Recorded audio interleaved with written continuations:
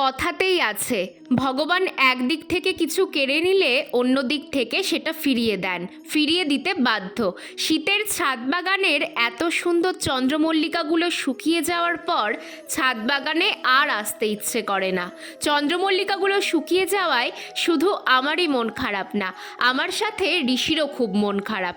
তবে আমার ছাদ বাগান ভরিয়ে তুলতে আজ এক নতুন অতিথি এসেছে। বিশ্বাস করবে না, গাছটা 2 মাস আগে চারা অবস্থায় মাত্র 6 টাকা দিয়ে কিনে এনেছিলাম, আর আজ তাতে এত সুন্দর ফুল ফুটেছে। সবারই খুব চেনা একটা ফুল, কি নাম বলো তো? হ্যাঁ, ঠিকই ধরেছ, ডালিয়া। খুব কম পরিচর্যাতেই গাছটা করা যায়।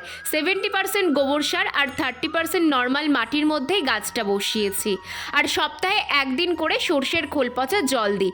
ব্যাস, তাতেই এত সুন্দর রেজাল্ট। তোমরাও কিন্তু ছাদ বাগানে ডালিয়া ফুল অনায়াসেই করতে পারো।